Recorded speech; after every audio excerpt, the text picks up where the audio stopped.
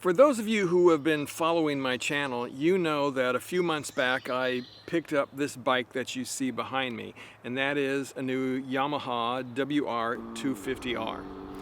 And the reason I did that is because, well, I kind of want to see if I can outfit this as a little mini adventure bike and then go out and do some of those trips that I've always wanted to do, like some of the backcountry discovery routes, the Trans-America Trail, and maybe a few other things, but do them on a small bike.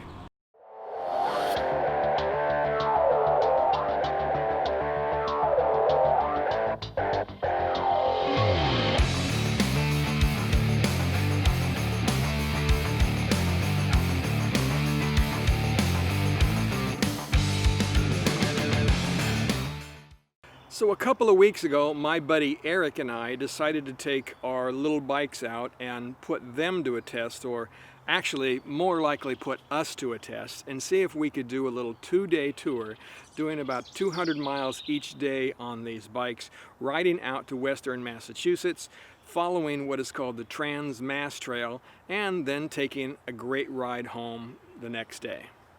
Now, while I'm riding a 2020 WR250R, Eric went out and found a used bike, and that is a Yamaha XT 225, and he found a 2002 model, right? And believe it or not, it only had 200 miles on it.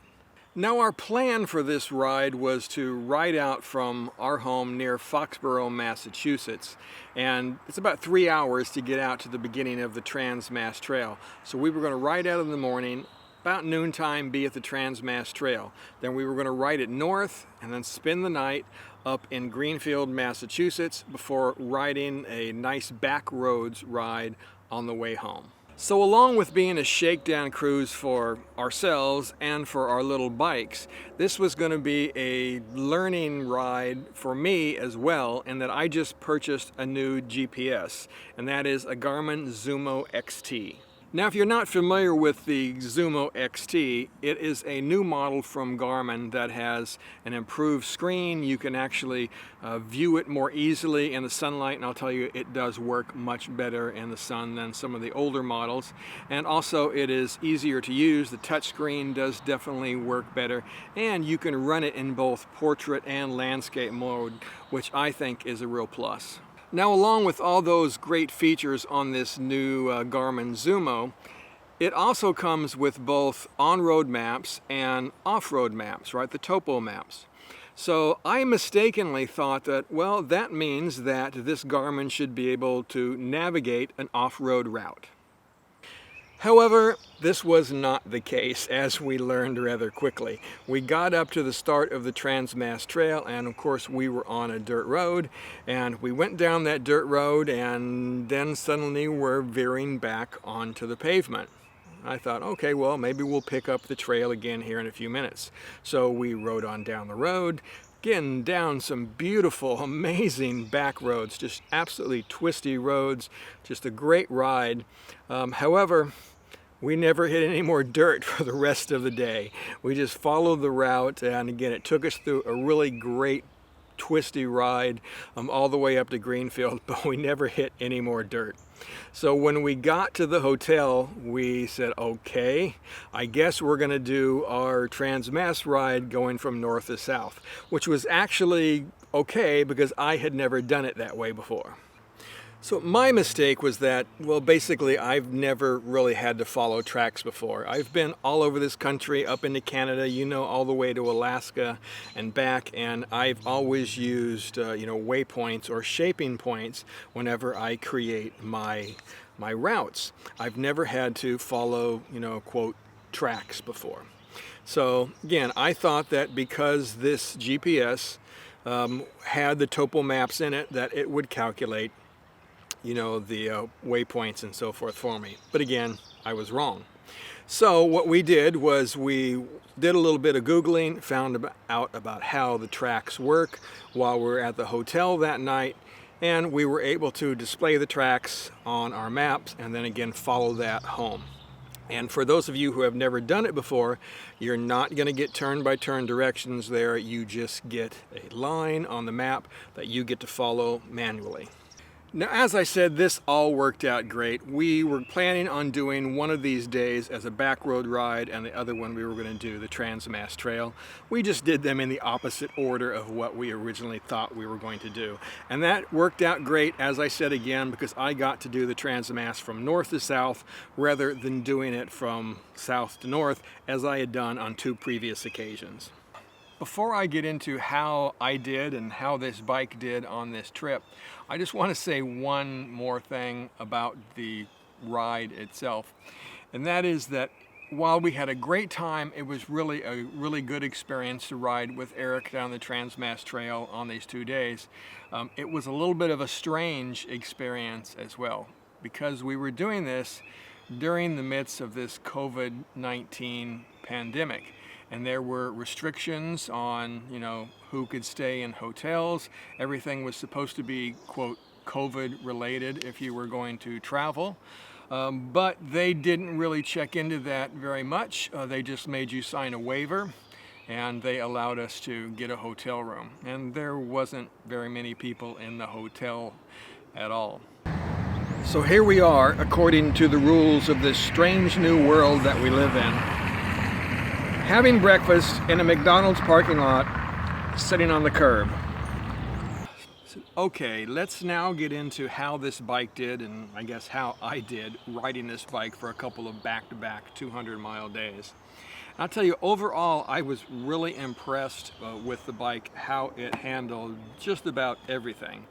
It handled the back road ride just fine. It was extremely comfortable going out there. I have upgraded to the Seat Concepts Comfort Seat, and that makes a big difference. Also, the handlebar setup was just great for me. I had no problem that I don't have a windshield here, with too much wind on the chest or anything like that. The bike did, really, really great. Then the next day when we took it off-road a little bit, again, likewise, it did great. Again, that is a learning experience for me in that the bike is much lighter than I'm used to riding off-road, so it moves around a little bit more. But once I got used to that, I love it. The thing will just ride over just about anything. It's far more capable than I am. In addition to riding this bike on the back roads and doing some dirt with it, we also got to test it out on the highway. So because of the way we ended up doing the ride, that is our back road ride going out and then doing the off-road stuff going home, we decided to jump on the Mass Pike, which is Interstate 90, right, and take that back to save us some time coming home. So we got to test both of our bikes out, running on the interstate. And while these things will not go 80 miles an hour, at least Eric's bike would not do that, this one I think would do that easily. But we were able to run at 60, 65 miles an hour the entire way home. Eric was having a little bit of trouble with his bike, kind of weaving a little bit if we got over 60 miles an hour. I think that he had an uneven load on his bike, and maybe he needs to have his tires balanced or something like that. But this thing was rock solid. I was going 65, even up to 70 miles an hour, and again, I was having no problems with it whatsoever. Again, I was expecting to have some kind of issues with all of the wind on my chest, but at that speed, it was fine. I was really impressed with how this bike handled, again, out there on the highway. One thing I will say, though, is that these bikes, of course, they will not go as fast as like my Tenere or the BMW or something. So you are ending up getting passed by trucks when you're out on the highway, which is a very strange feeling. I can't tell you the last time I was passed by a truck while I was on my motorcycle. Usually it's the other way around. But this time, trucks were actually passing us. And man, it seems like they're a lot closer when you're on a tiny bike. Of course, they're not, but it sure feels that way. And of course, if you like what we're doing here on this channel, please subscribe and click that bell so you're notified when there are new videos.